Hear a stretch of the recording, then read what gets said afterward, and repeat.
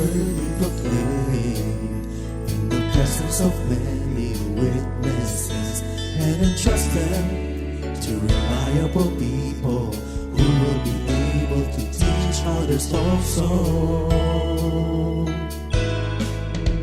Take the teachings you heard me proclaim in the presence of many witnesses, and entrust them to reliable people who will be able to teach others also. Take the teachings you heard me proclaim in the presence of many witnesses, and entrust them to reliable people who will be able to teach others also. Take the teachings you heard me proclaim in the presence of many witnesses, and entrust them to reliable people who will be able to teach others also. 2 Timothy 2:2. Hallelujah, 2 Timothy 2:2. Praise the Lord. 2 Timothy 2:2. You and me, let us proclaim the gospel. 2 Timothy 2:2. Hallelujah. 2 Timothy 2:2. Praise the Lord. 2 Timothy 2:2. You and me, Let us proclaim the gospel of Jesus Christ. Take the teachings you heard me proclaim in the presence of many witnesses, and entrust them to reliable people who will be able to teach others also. take the teachings you heard me proclaim in the presence of many witnesses, and entrust them to reliable people who will be able to teach others also. 2 Timothy 2:2. Hallelujah, 2 Timothy 2:2. Praise the Lord. 2 Timothy 2:2. You and me, let us proclaim the gospel. 2 Timothy 2:2. Hallelujah. 2 Timothy 2:2. Praise the Lord. 2 Timothy 2:2. You and me, Let us proclaim the gospel of Jesus Christ. The harvest is plenty, but the workers are few. As for me and my house, we will serve the Lord. We will serve the Lord.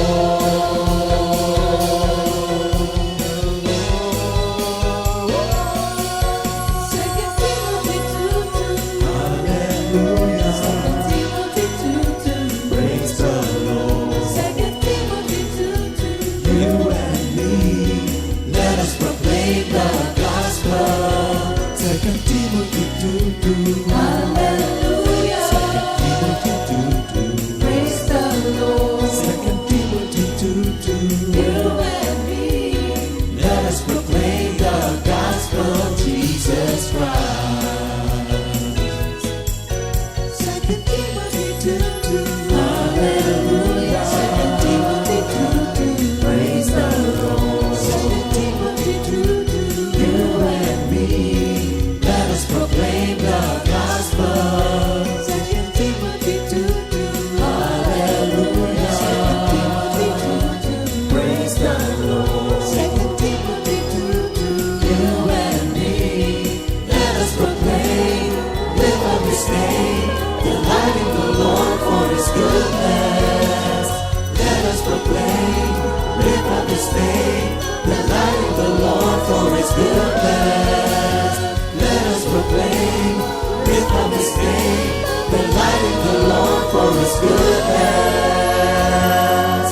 And He's God.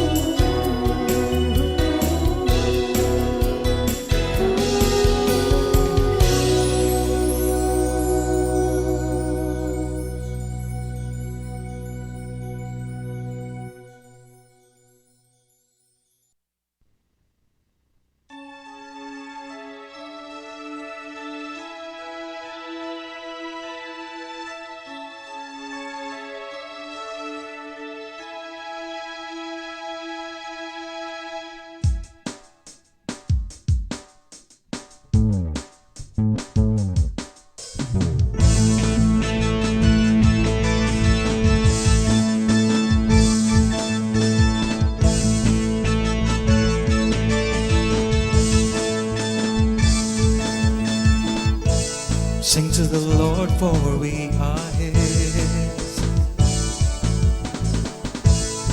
Praise His holy name, for His anger lasts for a moment, but His favor lasts for a lifetime. I will rejoice in the Lord. I will rejoice in the Lord.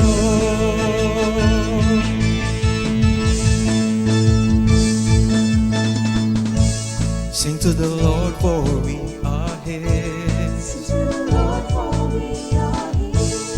Praise His holy name, for His anger lasts for a moment, but His favor lasts for a lifetime. I will rejoice in the Lord. I will rejoice in the Lord. Surely goodness and love will follow me all the days of my life, and I will dwell in the house of the Lord forever and ever. Amen. Surely goodness and love will follow me all the days of my life, and I will dwell in the house of the Lord forever and ever. Amen. Forever and ever. Amen.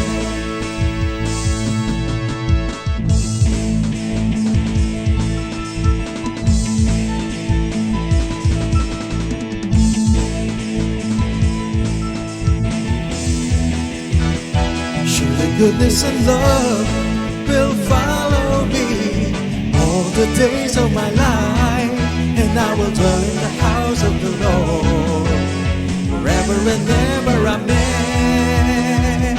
Surely goodness and love will follow me all the days of my life, and I will dwell in the house of the Lord, dwell in the house of the Lord, and I will dwell in the house of the Lord forever and ever. Amen. Forever and ever. Amen.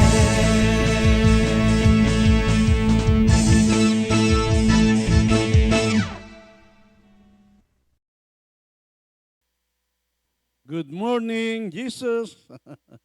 Magandang umaga po mga kapatid. Salamat sa muli panibagong pagpapala. Pag kami lumiliban, blessing sa amin yon, kasi kami yung nakakapalit. Thank you, Lord. At mag-pray muna tayo. Manalangin muna tayo. Aming Ama, salamat po, Lord. At tuwing umaga, talagang nasasabi kami sa kung anong iyong ituturo. Kasi kami ay pinili mo upang maging kalakasan ng mahihina. Kaya natutunan na po namin sa iyo mahatak ng kalakasan. At nawa po, magi po akong pagpapala sa maraming nakikinig, O Lord. Salamat po sa iyong pagsama ng iyong banal na Espiritu na i-anoint mo po ang bawat salitang maririnig. Punuin mo po ng grasya ang aking labi, O Lord. Salamat po sa iyo, Panginoon. Purihin ka, dakilain. In Jesus' name, Amen. Pagbati po sa buong Compi family. At North, South, East, West. So, buong Compi family. Sa aking nanay na palagi ang nanonood ng Good Morning Jesus. Ngayon po ay araw ng Huwebes. Ang ating memory verse ay mula po sa John 4:24. God is Spirit, and those who worship Him must worship in Spirit and in truth. Sa Tagalog po, ang Diyos ay Espiritu. At ang mga sumasamba sa Kanya ay kailangang sumamba sa Espiritu at katotohanan. Purihin ang ating Diyos. Hallelujah. So maliwanag na ang Diyos ay Espiritu.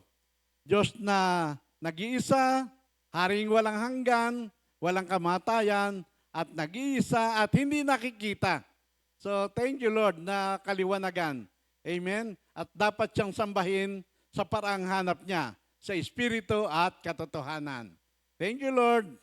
At ang topic po natin ngayon ay mula po sa Titus 3, 4 hanggang 7. Titus 3, 4 hanggang 7. Babasahin ko po. Ngunit nang mahayag ang biyaya at pag-ibig ng Diyos na ating tagapagligtas, iniligtas niya tayo, hindi dahil sa ating mabubuting gawa, kundi dahil sa kanyang awa. Iniligtas niya tayo sa pamamagitan ng banal na Espiritu na naghugas sa atin at nagbigay ng bagong buhay.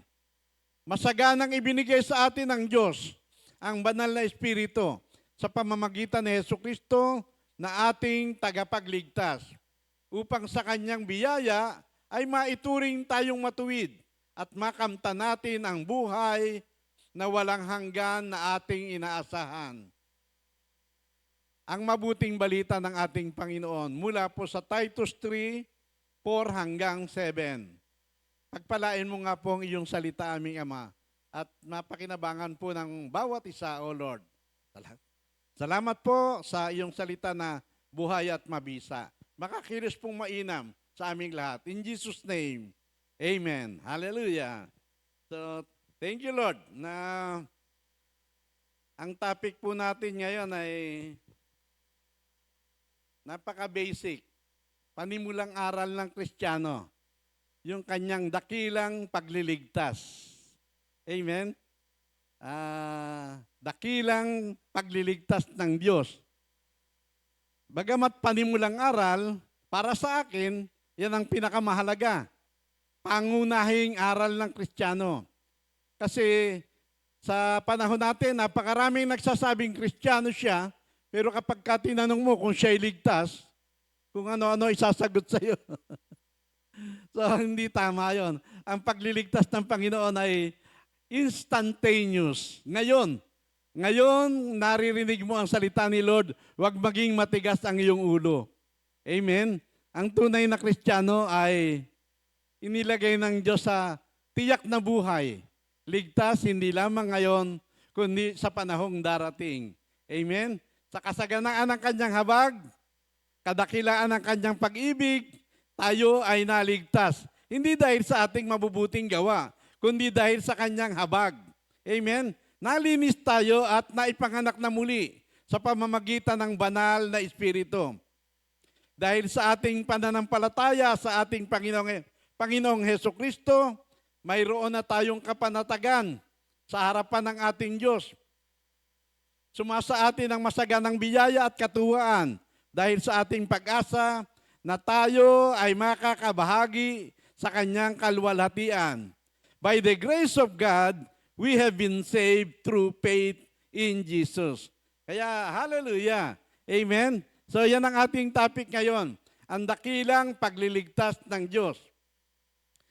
Ewan ko kung alam mo kung gaano tayo pinagpala. Ang Romans 13, nalimutan ko na kung ano, pero Matthew 13, nagpahayag na sabi, mapapalad kayo. Mapapalad daw tayo kasi yung ating mata ay nakakakita at yung ating tainga ay nakaririnig.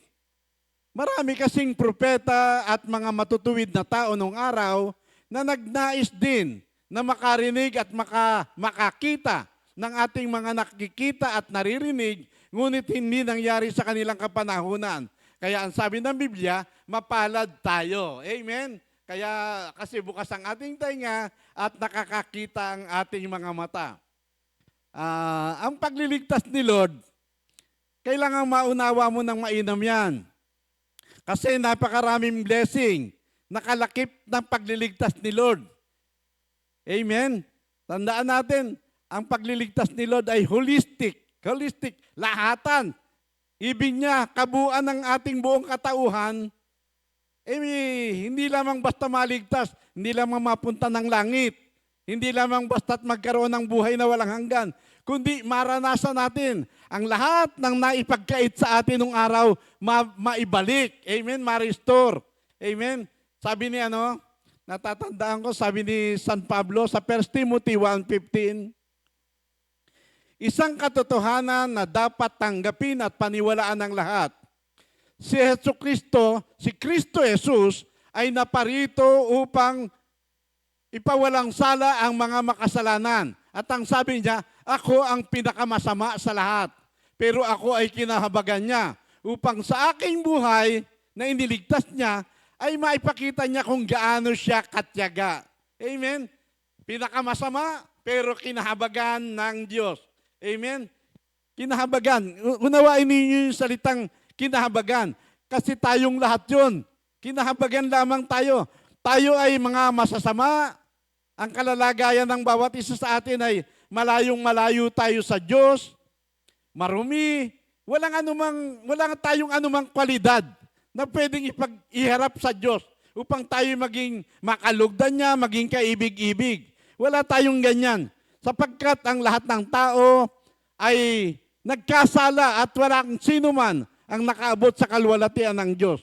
At ang kaparusahan ng kasalanan, tandaan natin, kamatayan. Pero sa kabila ng yan, sa kabila ng hindi maganda kalagayan ng tao, ipinadama niya sa atin yung kanyang pag-ibig. Nung tayo ay nandun pa sa marumi, mahina, marupok na kalagayan. Ang tawag diyan ay grasya.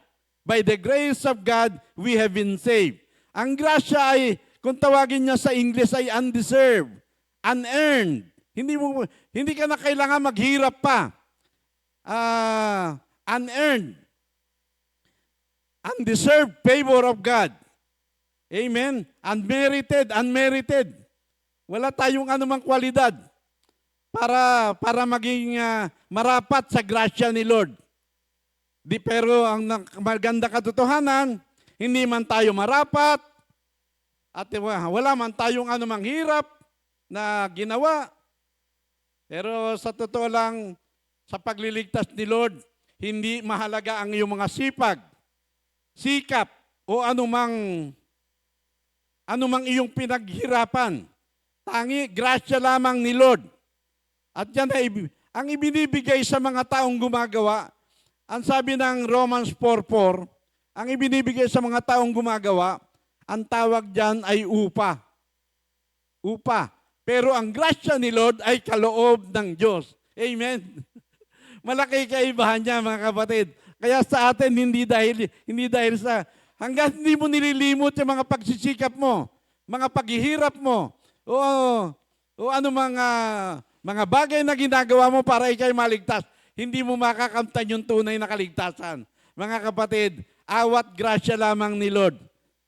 Ang pagliligtas ng Diyos ay tangi sa kanyang biyaya o grasya. At mapakikilos mo lamang, ma-activate mo lamang ang grace ni Lord sa pamamagitan ng pananalig kay Kristo. Amen? At sa Ephesians 2:8 and 9, kanina ko pa binabanggit, by the grace of God, we have been saved through faith in Jesus Christ. Hindi dahil sa ating mabubuting gawa. Amen? Walang sino man na umabot sa kalwalatian ng Diyos.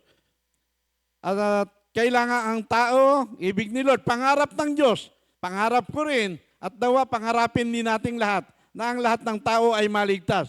Kasi kapag hindi naligtas ang tao, mapapahamak. Mapapahamak.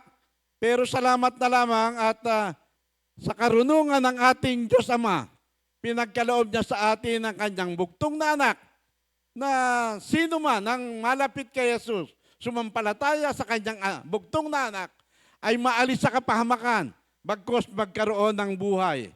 Buhay na walang hanggan. Pangarap ng Diyos yan. Hindi lamang tayo maligtas, kundi makaalam ng katotohanan. Sa gayon ay mapagpala tayong lahat. Amen? Ngunit, sabi sa verse 4, sa Titus 3 verse 4, ngunit nagmahayag ang biyaya at pag-ibig ng Diyos na ating tagapagligtas. Walang hindi kayang abutin ang grasya ni Lord.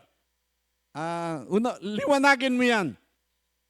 Minsan meron tayong mga kaanak, mga kaibigan o mga kakilala na para bang sobra ng sama, para bang wala ng kapag-asa, pero ang grasya ni Lord, walang hindi kayang abutin. Ano man ang kalagayan ng tao, ano man ang kalagayan ng tao, gaano man kalalim ang kanyang kinasadlakan sa panahon ng kanyang kasamaan, kahit na malayong-malayo ang sa kanya'y pinagtapunan sa panahon ng kanyang pagkakasala, kaya siyang abutin ng grasya.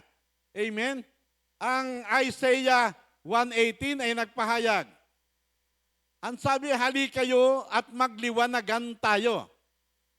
Ang Diyos mismo ang nag-i-invite sa tao. Hali kayo, magliwanagan tayo. Kahit nagaano karami ang inyong mga kasalanan, kaya kong ipatawad ang lahat ng yan.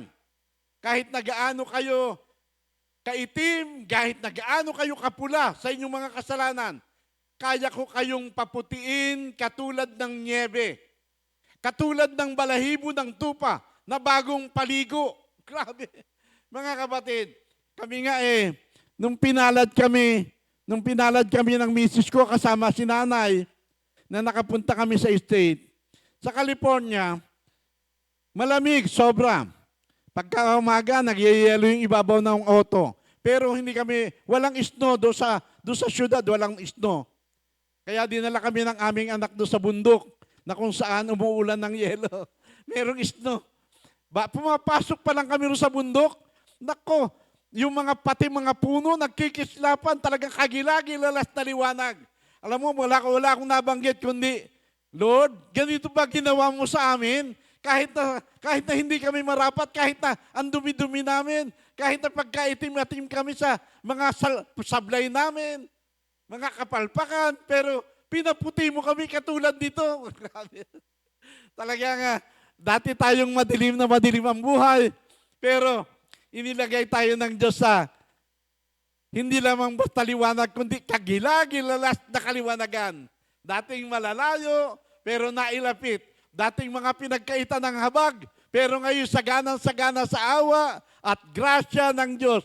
Amen? Mga thank you, Lord, na tatandaan mo, pagdating sa pagliligtas ng Diyos, ang nakataya, hindi lamang yung buhay mo sa lupa. Kaya hindi ka pwedeng magbabakas sakali dyan. ang kaligtasan na hindi pinakikipagsapalaran. Kaya sabi na ating awitin, kay Hesu Kristo, ang buhay mo ay may katiyakan. Huwag mo isusugal, mga kapatid. Hindi lamang buhay sa lupa ang nakataya dyan, kundi buhay sa kabila, buhay na walang hanggan. Mga kapatid, kaya thank you, Lord. Ang pagliligtas ng Diyos ay tiyakan. Hindi ka magbabaka sakali. Hindi ka sumusugal. Amen? Iniligtas niya tayo, hindi dahil sa ating mabubuting gawa, kundi dahil sa kanyang awa. Tangi awa at grasya ni Lord. Ngayon, liwanagin natin. Ang pagliligtas ng Diyos, hindi nakabatay sa iyong mabubuting gawa. Ang Isaiah 64 verse 6 ay nagpahayag, kahit nagaano kaganda, kahit nagaano karami, kahit nagaano kabuti ang iyong mga gawa, mabubuting gawa, lahat ng yan ay para lamang maruming basahan sa harapan ng ating Diyos. Lahat, filthy rags, para lamang maruming basahan. Ano nga ang Biblia, kapag wala kay Kristo ang tao, tayo'y ibinibilang ng Biblia na mga patay dahil sa ating mga pagsuway at mga kasalanan. Bigyan ko lang kayo ng halimbawa. Ang isang patay na puno ng mangga, mamumunga ba? Walang ibubunga yun, patay nga. So, sabi ng Jeremiah 13:23, mapagbabago ba ng isang Etiope ang kulay ng kanyang balat? Alam niyo ba Etiope? Mapagbabago ba ng isang Etiope ang kulay ng kanyang balat? Yung Etiope, pagka nakakapanood kayo ng mga pelikulang tungkol sa kaharian at merong mga negro na naglilingkod sa palasyo, yung mga may itim na negro, hindi yung brown kundi itim talaga. Yun ang mga Etiope, yun ang mga Ethiopian. So, mapagbabago ba ng isang Etiope ang kulay ng kanyang balat? O kaya maaalis ba ng isang leopardo ang kanyang batik? Yung batik ng leopardo, kahit na kayasan mo man ng kutsilyo yan, yung kanyang balat, ganun pa rin yung kulay nun. Batik pa din. Mga kapatid, sabi ng Biblia, kapag ka nangyari yan, na nabago ng Etiope yung kulay ng kanyang balat, at na naalis ng leopardo yung kanyang batik, kayo na papaggawa ng kalikuan, makagagawa na ng kabutihan. Ganun ka-imposible, mga kapatid. Sa isang tao na wala kay Kristo, walang ibubungang mabuti yan. Akala mo, para bang merong mga tao na natural na mabubuti, pero lahat ng ating mabubuting gawa, may bahid ng kasamaan yan. Hindi yan marapat sa harapan ng ating Diyos. Kaya nga sabi na isang tagapagturo, without Christ, you are not ready to die. But with Christ in your heart, you have every reason to live. Tangi na kay Kristo lang ang buhay, mga kapatid. Kaya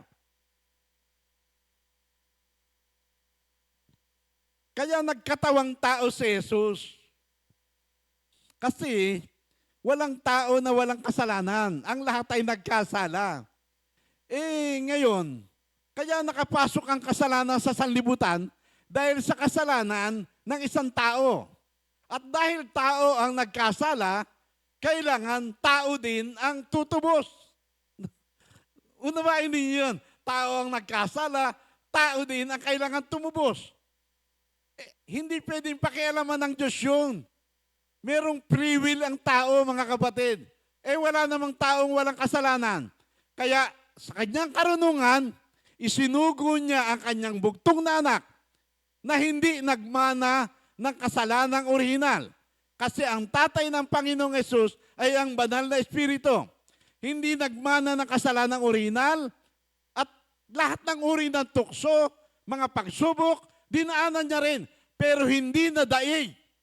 Hindi katulad ng tao na talu-talunan tayo ng kaaway. Pero ang Panginoong Hesus, hanggang sa kanyang kamatayan, hindi nabahiran ng kahit nakaprasong kasalanan. Kaya naging marapat na tagapagligtas nating lahat. Kaya sabi ng Biblia, tangi, iisang pangalan lamang ang ibinigay ng Ama sa ikaliligtas ng bawat tao, ang taong si Jesucristo. Kaya nagkatawang tao ang Panginoong Hesus. Kaya thank you Lord na nakakaunawa tayo. Nakakaunawa tayo sa mga ganitong bagay. Amen. Only by the grace of God, through faith in Jesus Christ. Kapag sumampalataya ka na ang lahat ng gawa ng Panginoong Hesus sa krus ay para sa iyo personally, aangkinin nyo ng Diyos bilang righteousness mo by faith. Kaya sa harapan ng Diyos, tayo ay matuwid, karapat-dapat at katanggap-tanggap. Hindi dahil sa tayo'y mabait, hindi dahil sa tayo'y maraming pera, hindi dahil sa tayo ay graduate, kundi dahil tayo ay natutong magpakumbaba at tinanggap natin na yung ating mga inaasahan ng araw ay wala palang kwenta. Tangi si Jesucristo lamang ang marapat na ating makatutubos sa atin. Amen? Kaya thank you Lord na nagkatawang tao ang Panginoong Hesus. Kung wala ang Panginoong Hesus, zero tayong lahat, wala tayong lahat. Kahit na anong sipag mo, kahit na anong sikap mo, kahit na Magbabad ka pa sa loob ng simbahan. Tandaan natin, hindi simbahan ang nagliligtas. Hindi rin ang mga leader. Tangi yung pananampalataya kay Hesus Kristo. Kasi pagka pananampalataya, tangi pananalig at pananampalataya kay Hesus Kristo, walang maipagmamalaki ang tao. Wala siyang maipagmayayabang. Amen? Ang tao, pag kami nagawa na konti, hala na, yun na isinisiwalat niya sa bowl. Mapagmalaki ang tao, normal yan. Pero salamat na lamang, by faith alone, tangi ang Diyos lamang ang maitatanyag. Siya lamang ang maitataas. Sa Kanya lamang lahat ng papuri, parangal, luwalhati. Siya lamang ang bida. Amen? Kasi wala tayong parte. Para lamang tayong mga taong nalulunod na nangangailangan ng tagapagligtas. At ang ating tagapagligtas walang iba. Aabutin mo lamang ang kamay ni Jesus. Amen? Kung dati-dati, kaya nga sabi ng mga ibang tagapagturo, baliwala raw ang relihiyon. Hindi raw relihiyon ang nagliligtas. At totoo naman, kaya lang half-truth lang yun. Half-truth. Pagka ikay naligtas, kailangan mo ng relihiyon. Pero pagdating sa kaligtasan, kahit na relihiyon mo, wala rin. Ang relihiyon kasi, pilit na abot ng Diyos. Abot ng abot sa Diyos. At hindi mangyayari yun na kailanman makaabot siya sa Diyos sa sarili niya kakayahan. Pero sa panahon natin, ang Diyos mismo ang umaabot sa tao sa pamamagitan ng kanyang bugtong na anak. Kaya wala ka ibang gagawin kundi abutin mo lamang ang kamay ni Jesus. Amen? Tangi at tangi na ang Diyos lamang ang matataas. Pagka by faith alone, nagiging pantay-pantay ang lahat ng tao. May sakit, malusog, may pera, wala, may pinag-aralan o wala, malakas, mahina, mahirap, mayaman, nagiging pantay-pantay lahat. Kasi ang bawat isang tao ay tumanggap ng sukat ng pananampalataya. Kaya yung maliit na sukat ng pananampalataya na nasa sayo, gamitin mo na yan ng puspusan para sumayo at ikaw ay mapa kay Kristo. Amen. Masarap kaniig ang Diyos, mga kapatid. Thank you, Lord, na dumating ang Panginoong Hesus. Walang sino mang nakakilala ni nakakita sa Diyos. Pero dumating ang kanyang bugtong na anak at ipinakilala sa atin ang Ama. Amen? Kaya thank you, Lord. Ang sabi ng Panginoong Hesus, walang nakakita sa anak kundi ang Ama. At walang nakakita sa Ama at nakakakilala sa Ama kundi ang anak. At yung mamarapati niya. Kaya araw-araw, kumbinsihin natin ang Panginoong Hesus. Hikayatin natin ang Panginoong Hesus sa pamamagitan ng ating tamang pamumuhay na tayo ay patuloy na bigyan niya ng mga kapahayagan upang makilala natin yung ating Diyos na ating pinaglilingkuran. Amen? Pagka by faith alone kay Jesus Christ, ang bawat isa ay sasagana. Sasagana tayong lahat. Sasagana tayo sa pangangailangan ng tulong ng Diyos. Mauunawa mo na wala palang lahat kahit anong dunong mo, kahit anong lusog mo, kahit na macho-macho ka pa, kahit pagkaganda-ganda mo, wala palang lahat sinabihan. Tangi ang pananampalataya lamang kay Jesus. Kaya salamat. By grace alone, by faith alone. Kaya ngayon, liwanagin natin. Ang tulong ng Diyos, awa, habag, pag-ibig ng Diyos, biyaya ng Diyos, kanyang grasya, nakabuhos lahat yan ay tangi kay Kristo. Hindi mo matatagpuan yan kahit na kaninong pangalan. Huwag kang tumawag-tawag kung kani-kanino. Lihis. Lihis ang pagtawag mo, ang pagkilala mo, kahit na anong pangalan yan, kahit na pagkaganda-ganda pang pangalan yan. Tangi sa pangalan lamang ni Jesus na matatagpuan natin ang ating tanging pangangailangan. Ngayon, ang ministry ng pagliligtas ng Panginoong Hesus ay yung kaninang nabanggit ko, holistic. Hindi lamang niya nais na tayo ay mapunta ng langit. Hindi lamang nais ng Panginoong Hesus na matanggap natin ang buhay na walang hanggan. Kundi ibig ng Panginoong Hesus na ma-restore ang lahat ng mga bagay na naagaw sa atin ng kaaway. Dumating ang kaaway upang magnakaw, pumatay at magwasak.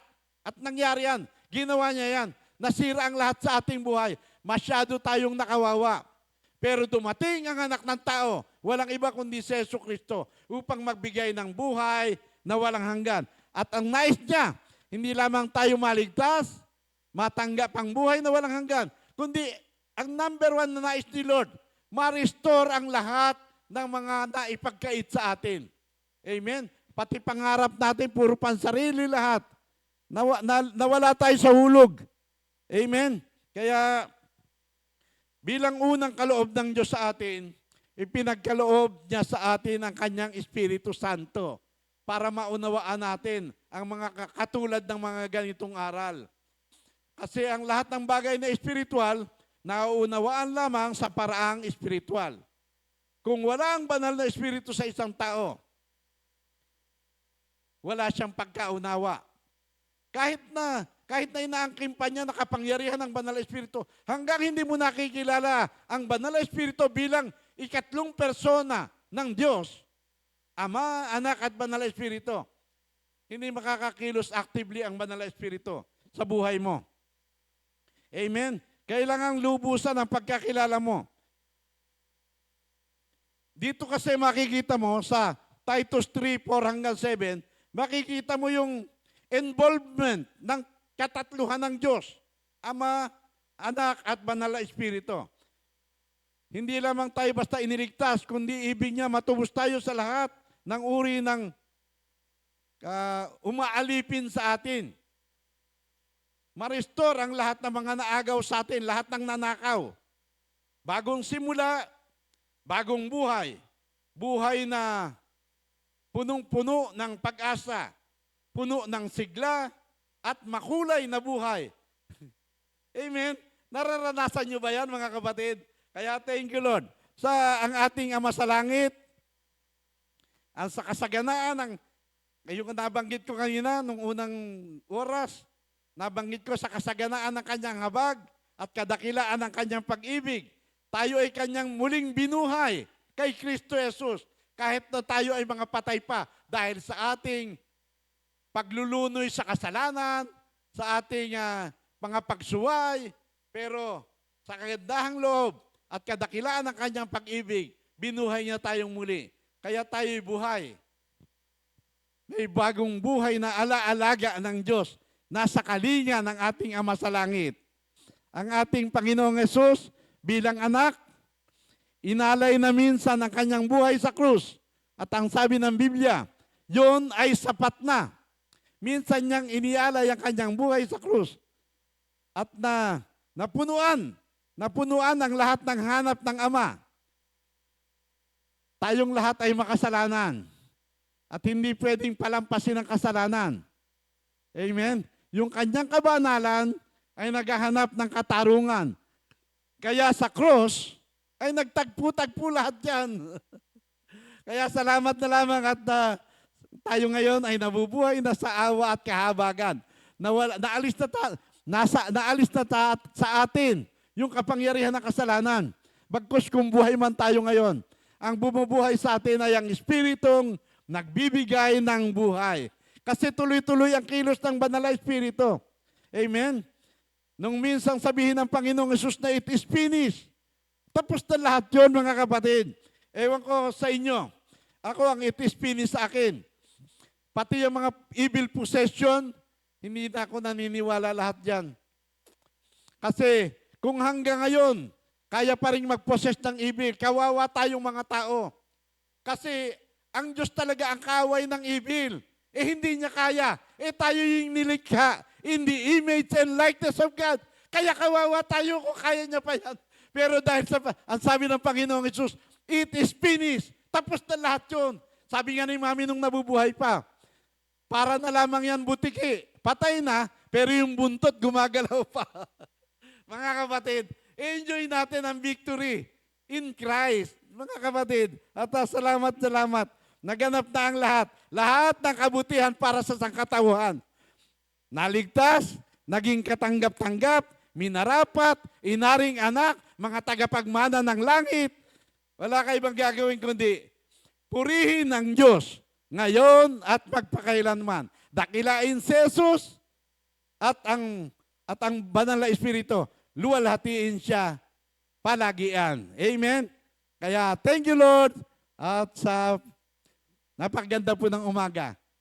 Thank you Lord in Jesus' name. Amen. Hallelujah. Batiin po natin yung mga may birthday.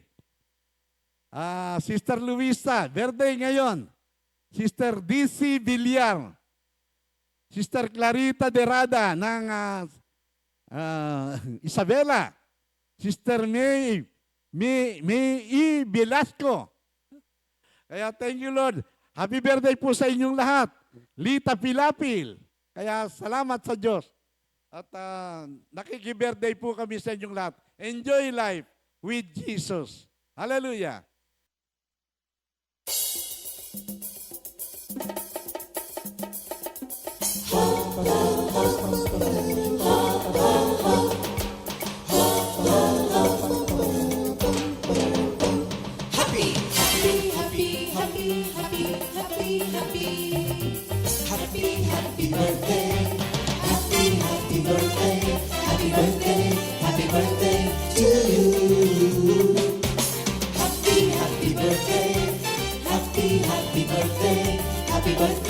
Happy birthday to you.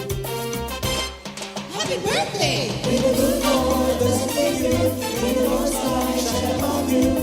Happy birthday to you. Happy birthday to you.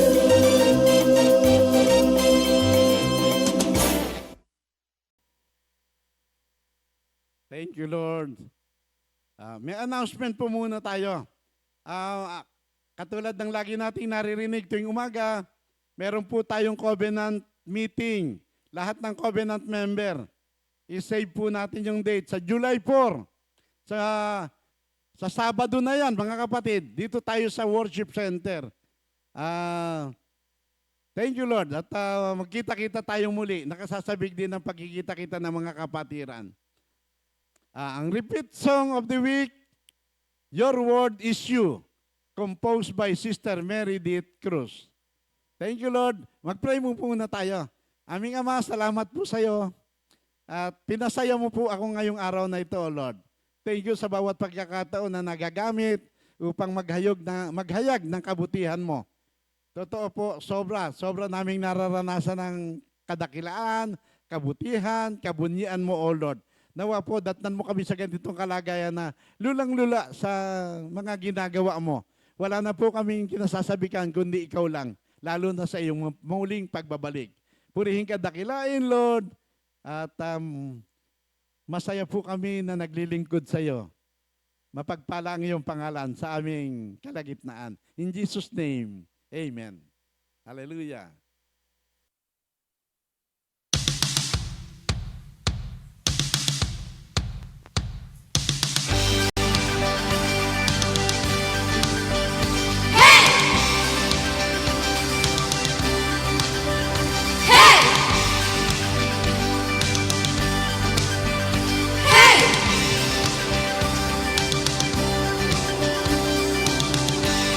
We praise you, Lord.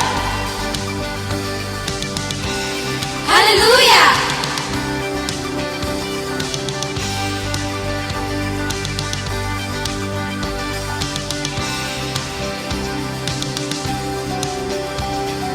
Every time I open up your word, I see your wondrous truth. I found my joy, I found my worth, I found your love and grace for me, oh Lord.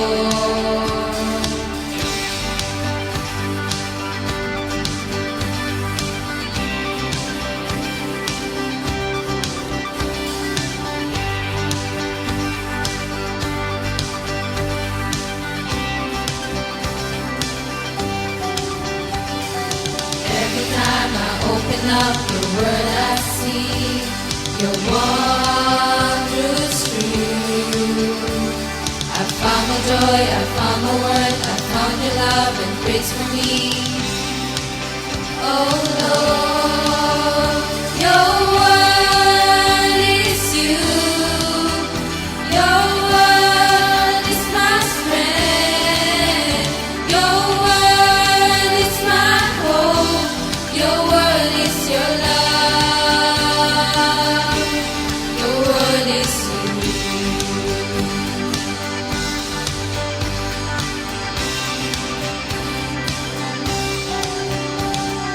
Every time I feel afraid, your word is there to comfort me. Every time I feel tired, your word is there to strengthen me. Every time that I'm in pain, your word is there to ease the pain. Your word is alive. It gave us life. Lord, your word is you. Your word is my strength. Your word is my hope. Your word is your love. Your word is you. Your word is my strength. Your word is my hope. Your word is your love. Your word is you.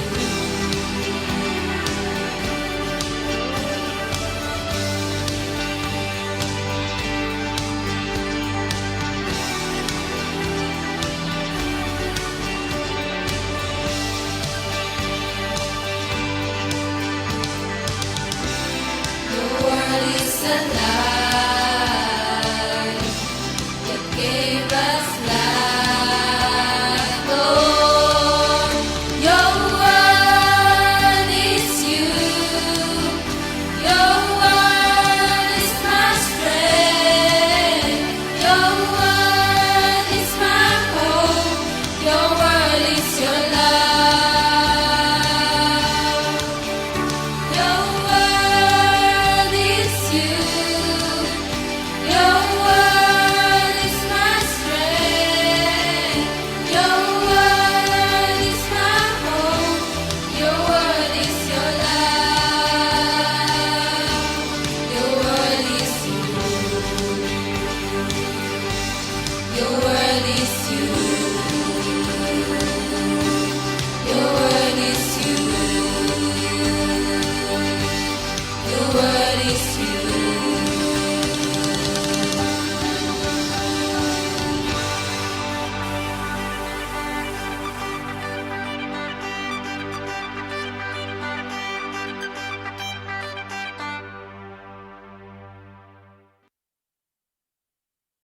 Second Timothy 2:2.